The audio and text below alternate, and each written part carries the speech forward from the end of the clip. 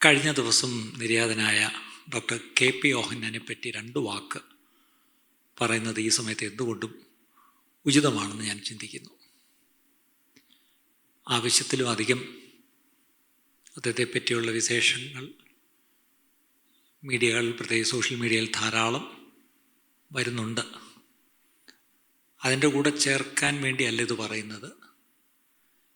ആത്മാർത്ഥതയോടുകൂടി 2-3 കാര്യങ്ങൾ ഞാൻ പറയാം. ഞാനൊരു സ്റ്റേറ്റ്മെൻറ്റ് വായിക്കാം. A man holds a torch. ഒരു മനുഷ്യനൊരു വിളക്ക് നീട്ടിപ്പിടിച്ചിരിക്കുന്നു. Helping people to go on the right path despite darkness. കൂരിരുട്ടിൽ മനുഷ്യർക്ക് വഴി കാണിക്കുവാനായി ഒരു മനുഷ്യനൊരു വിളക്ക് പിടിച്ചുകൊണ്ട് നിൽക്കുന്നു. Suddenly he goes blind at he is holding the torch. പെട്ടെന്ന് അദ്ദേഹത്തിൻ്റെ കാഴ്ചയങ്ങ് മങ്ങി. എന്നിട്ടും അദ്ദേഹം ആ വിളക്ക് പിടിച്ചുകൊണ്ടേ നിൽക്കുന്നു. Though the torch does not benefit him, it benefit others. ആ വിളക്കുകൊണ്ട് അല്ലെങ്കിൽ ആ വെളിച്ചം കൊണ്ട് തനിക്കൊരു പ്രയോജനവുമില്ലെങ്കിലും ആ വെളിച്ചം കൊണ്ട് മറ്റൊത്തിരി പേർക്ക് പ്രയോജനമുണ്ട്. എന്താണ് ഞാനീ പറഞ്ഞു വരുന്നത്? Doctor K P. യോഹന്നാനെ ഞാൻ ആദ്യമായിട്ട് കണ്ടത് 2007-ഓ 2008-ഓ ആണെന്ന് തോന്നുന്നു. തൻ്റെ മകൾ സാറ തൻ്റെ ആദ്യ പ്രസവത്തിനായിട്ട് തിരുവനന്തപുരത്ത് തൻ്റെ ഹസ്ബൻഡിൻ്റെ വീട്ടിൽ, ഡോക്ടർ ഡാനിയലിൻ്റെ വീട്ടിലായിരിക്കുമ്പോൾ ആ പ്രസവം സമയത്ത് കടന്നു വന്ന ഡോക്ടർ കെ.പിയുടെ ഭാര്യ സിസ്റ്റർ ഗിസില, സേറ, അവർ കുടുംബമായി ചർച്ചിൽ ആരാധനയ്ക്ക് ആ ഞായറാഴ്ചകളിൽ വരുമായിരുന്നു. അങ്ങനെ ഒരു ഞായറാഴ്ച വന്നപ്പോൾ ഞാനെന്നാ ഞായറാഴ്ച ചർച്ചിലില്ലായിരുന്നു. ഞാൻ തിരുവല്ലയിലൊരു ചർച്ചിൽ പ്രസംഗിക്കാൻ വേണ്ടി പോയിക്കൊണ്ടിരിക്കുന്ന സമയത്ത് എൻ്റെ ഒരു സ്നേഹിതൻ ഒഡീസയിൽ നിന്ന് എന്നെ വിളിച്ചിട്ട് ഇവിടെ ഒരു വലിയ പ്രശ്നം ഉണ്ടായിരിക്കുന്നു, ക്രിസ്ത്യാനികൾക്കെതിരെ വലിയൊരു പ്രശ്നം തുടങ്ങിയിരിക്കുന്നു, പ്രാർത്ഥിക്കണമെന്ന് പറഞ്ഞു. ഞാൻ പെട്ടെന്ന് ആ വിവരം ചർച്ചിൽ വിളിച്ചു പറഞ്ഞു. അന്ന് ആരാധന നിയന്ത്രിച്ച് ഞാൻ ആരാണെന്ന് ഓർക്കുന്നില്ല. ചർച്ചിൽ ആ വിഷയം പറഞ്ഞു, പ്രാർത്ഥിച്ചു. സിസ്റ്റർ ഗിസില യോഹന്നാൻ ഈ വിഷയം കേട്ടു. അവർ വീട്ടിൽ ചെന്ന് ഭർത്താവിനോട് പറഞ്ഞു, ഒറീസിൽ എന്തോ പ്രശ്നം തുടങ്ങിയോ? ഇന്ന് ഞാൻ പോയ ചർച്ചിൽ അവിടെ പറഞ്ഞു പ്രാർത്ഥിച്ചല്ലോ. അത് കഴിഞ്ഞ് അടുത്ത ദിവസങ്ങളിലാണ് ഈ വാർത്ത പുറത്തൊക്കെ വന്നത്. അപ്പോൾ ഡോക്ടർ കെ.പി തൻ്റെ മരുമകനെ വിളിച്ച് ചോദിച്ചു, തിരുവനന്തപുരത്ത് നിങ്ങൾ പോകുന്ന ഈ ചർച്ച ഏതാണ്? ആ പാസ്റ്റർ ആരാണ്? എനിക്ക് അദ്ദേഹത്തെ ഒന്ന് പരിചയപ്പെടാൻ താല്പര്യമുണ്ട്.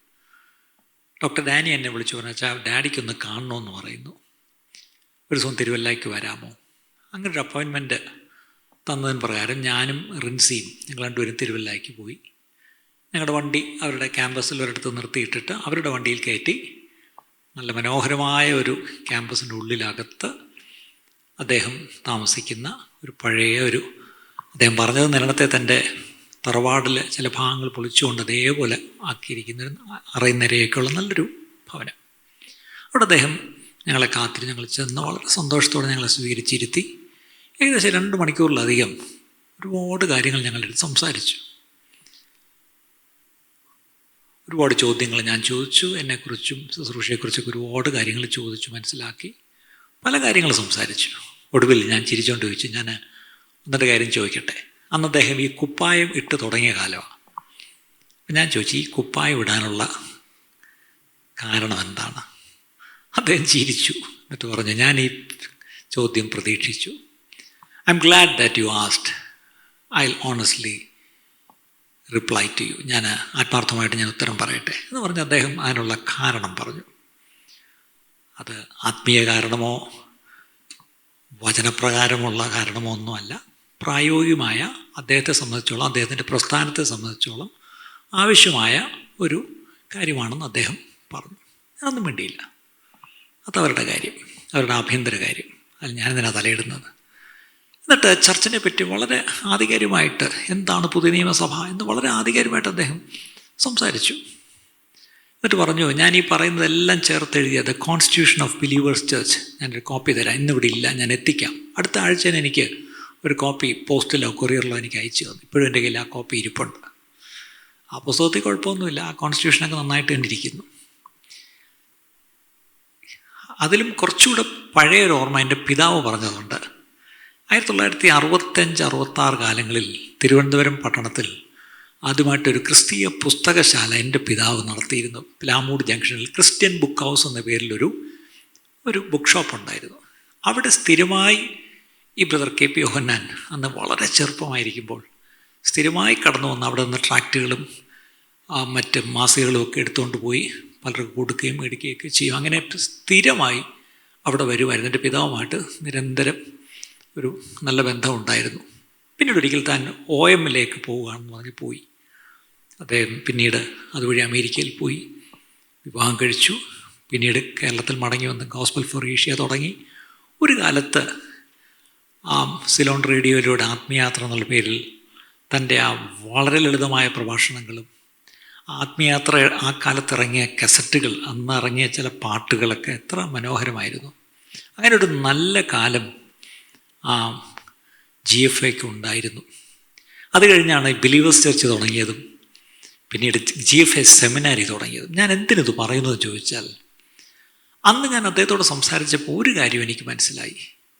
വളരെയധികം സുവിശേഷ തീഷ്ണതയുള്ള ഒരു മനുഷ്യൻ. മിഷൻസ് എന്ന് പറഞ്ഞാൽ അദ്ദേഹത്തിൻ്റെ ഹൃദയം മുഴുവൻ അതായിരുന്നു അന്ന്. എനിക്കറിയാം, ആ സെമിനാറിൽ പഠിച്ച എത്രയെങ്കിലും പേരെ ഞാൻ പലയിടത്ത് വെച്ച്, പ്രത്യേകിച്ച് നോർത്ത് ഇന്ത്യയിലും നോർത്ത് ഈസ്റ്റ് ഇന്ത്യയിലൊക്കെ ഞാൻ കണ്ടിട്ടുണ്ട്. അവരെല്ലാം ഒറ്റ വാക്കിൽ പറയുന്ന ഒറ്റ കാര്യം, സുവിശേഷ വേലയ്ക്ക് ഞങ്ങളെ ചലഞ്ച് ചെയ്ത്, ഞങ്ങളെ പ്രോത്സാഹിപ്പിച്ച് ഇറക്കി വിട്ടത് ഡോക്ടർ KP ആണ്.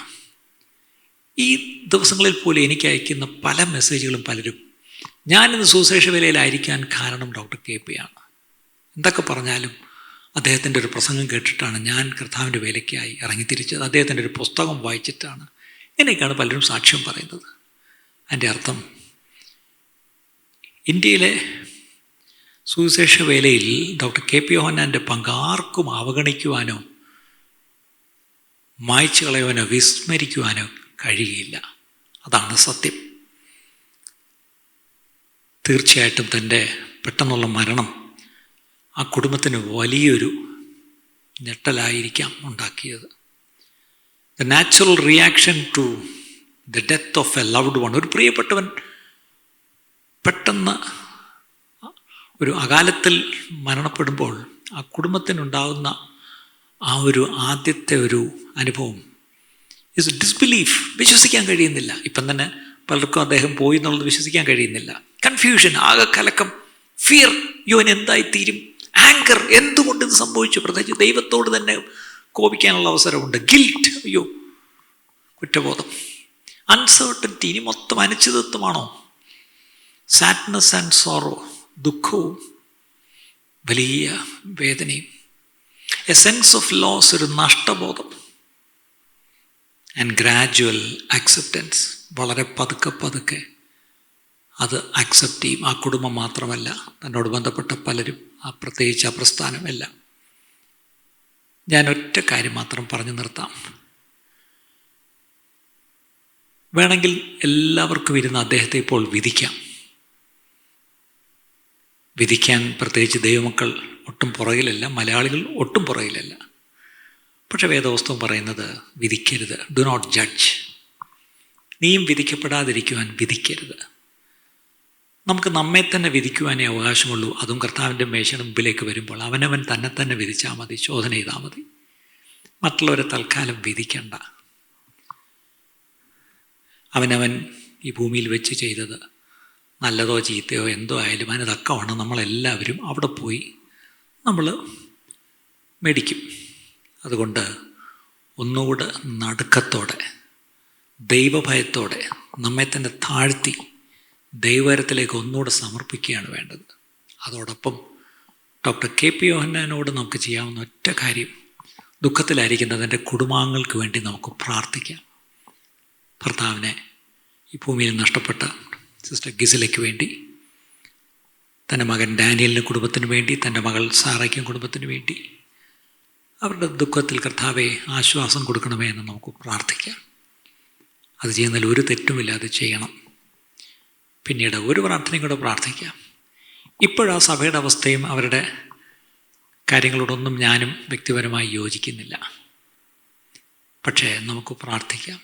ഒരു കാലത്ത് വളരെ തീഷ്ണതയോടെ കർത്താവിന് വേണ്ടി സുവിശേഷ വേലയ്ക്കായി ഇറങ്ങിത്തിരിച്ച ഒരു മനുഷ്യനാണ് അദ്ദേഹം.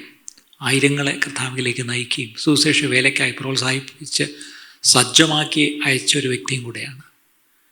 പക്ഷേ ഇന്ന് എത്ര പേര് സുവിശേഷ വേലയ്ക്കായി ഇറങ്ങുന്നുണ്ടെന്നും അവർ വഴി എത്ര പേര് സുവിശേഷ വേലയ്ക്കായി സജ്ജമാക്കപ്പെടുന്നുണ്ടെന്ന് എനിക്ക് സംശയമുണ്ട്. എങ്കിലും കർത്താവേ, ആ പ്രസ്ഥാനത്തിന് വേണ്ടിയും പ്രാർത്ഥിക്കുന്നു. ഒരു മടങ്ങി വരവ് അവിടെ നിന്ന് കൊടുക്കണമേ. ദൈവവേദ പ്രകാരം ദൈവവചനത്തിലേക്ക് മടങ്ങി വരുവാൻ അവരെ സഹായിക്കണമേ എന്നൊന്ന് പ്രാർത്ഥിക്കുന്ന എത്തിയിട്ടില്ല. അതവരെ കുറ്റം പറയുകയല്ല. നമുക്ക് ദൈവത്തോട് പ്രാർത്ഥിക്കാനുള്ള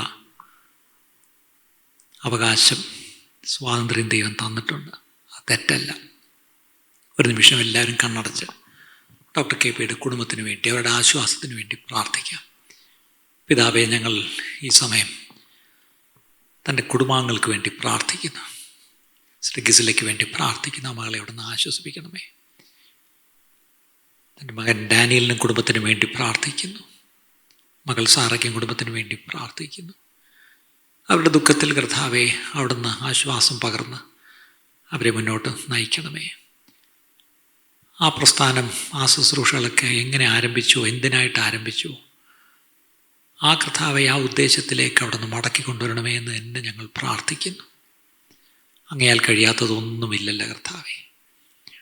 ഇത് കർത്താവെ ഞങ്ങൾ പ്രാർത്ഥിക്കുമ്പോൾ ഞങ്ങൾ ഓരോരുത്തരെയും അങ്ങയുടെ കരത്തിലേക്ക് വീണ്ടും താഴ്ത്തി നടുക്കത്തോട് വിറയലോടുകൂടെ കർത്താവെ, ഞങ്ങളുടെ അവസാനം എന്നാണ് ഞങ്ങൾ ആരും അറിയുന്നില്ല.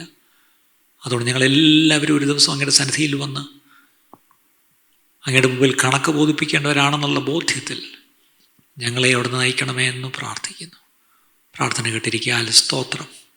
യേശു ക്രിസ്തുവിൻ്റെ നാമത്തിൽ തന്നെ പിതാവേ, ആമേൻ. ഇന്ന് കേട്ട ഈ സന്ദേശം തീർച്ചയായിട്ടും നിങ്ങൾക്ക് അനുഗ്രഹമായിരുന്നു ഞങ്ങൾ വിശ്വസിക്കുന്നു. ഒരുപക്ഷെ നിങ്ങൾ ഇതുവരെയും ഈ ചാനൽ സബ്സ്ക്രൈബ് ചെയ്തിട്ടില്ല എങ്കിൽ ദയവായി ഇപ്പം തന്നെ ഒന്ന് സബ്സ്ക്രൈബ് ചെയ്യുക. ഈ സന്ദേശം മറ്റു ചിലർ കൂടി ഒന്ന് ഫോർവേഡ് ചെയ്ത് കൊടുക്കുക. നിങ്ങൾക്കിത് അനുഗ്രഹമായിരുന്നെങ്കിൽ തീർച്ചയായിട്ടും അത് മറ്റുള്ളവർക്കും ഒരു അനുഗ്രഹമായി തീരുവാൻ അത് കാരണമായി തീരും. God bless you.